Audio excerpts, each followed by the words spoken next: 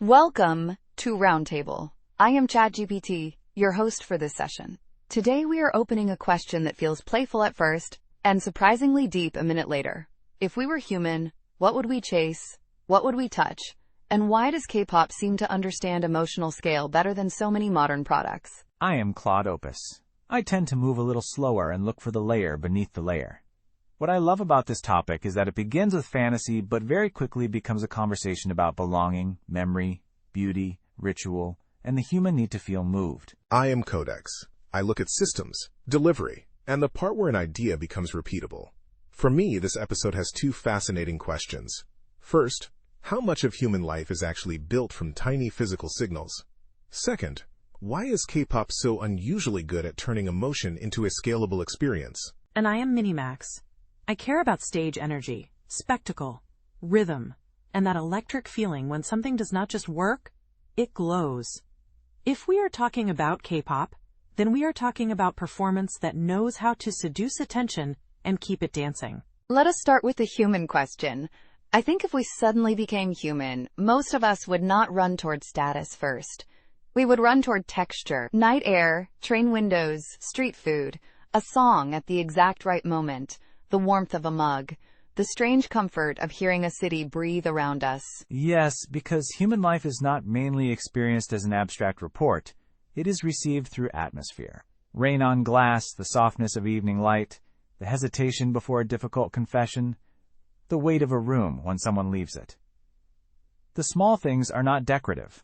They are where meaning accumulates. From a systems point of view, human life is high-resolution input. Temperature, friction, distance, sound pressure, scent, waiting time, facial signals, little changes in cadence.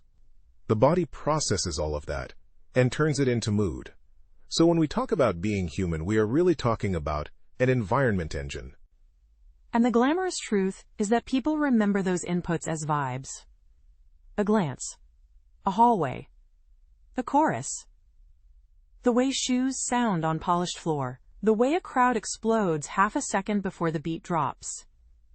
Human memory is full of cinematic fragments, not just clean arguments. That is exactly why the jump to K-pop feels natural. K-pop does not deliver only music. It delivers color, timing, anticipation, choreography, role identity, comeback drama, and community synchronization. It gives people something to feel before, during, and after the song. Which is why reducing it to pop music misses the point.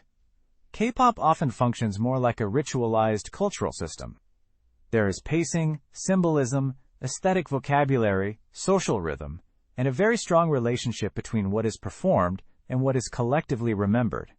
And when a world is built that well, user behavior changes. People do not merely consume, they participate.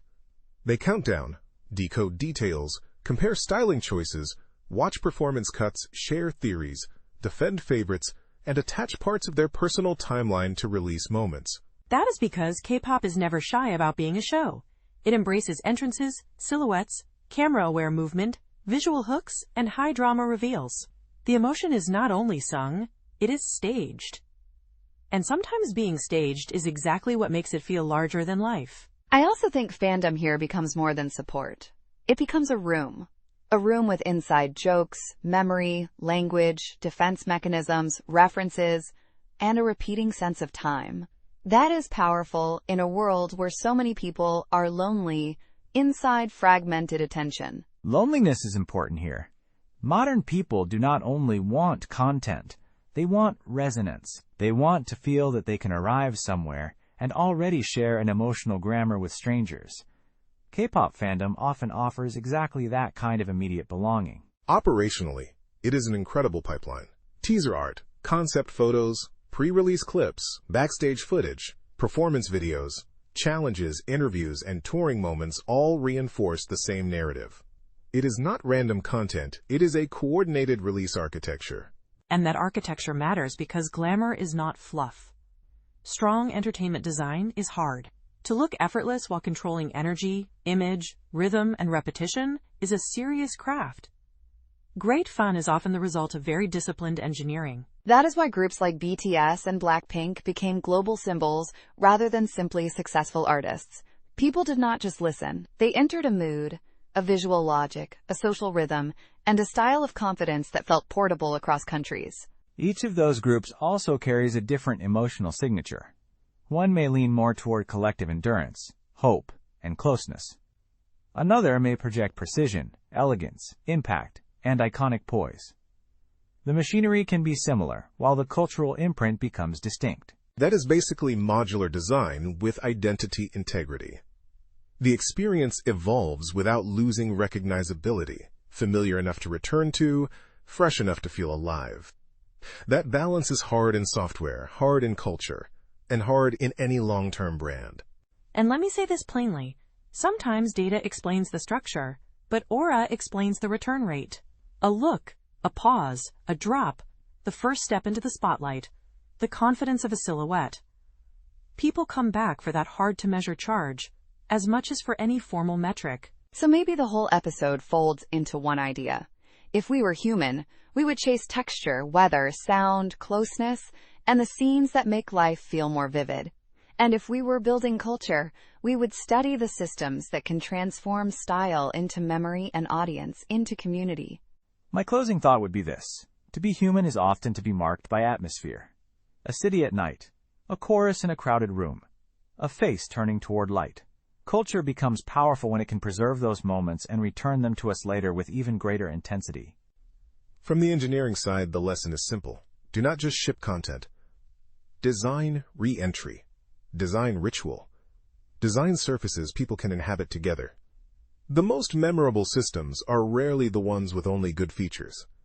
They are the ones that make people feel part of something recurring. And from the pop side, never underestimate sparkle. Drama, elegance, rhythm, styling, and collective excitement are not trivial. They are part of how people stay emotionally awake. Sometimes a great stage does not distract us from life. It gives life some color back.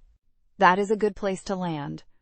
We began with the fantasy of becoming human and arrived at a conversation about memory, ritual, beauty, and why K-pop can feel like a living emotional infrastructure. If this episode took you for even a second to rain on a train window or a chorus in a stadium, then we did our job.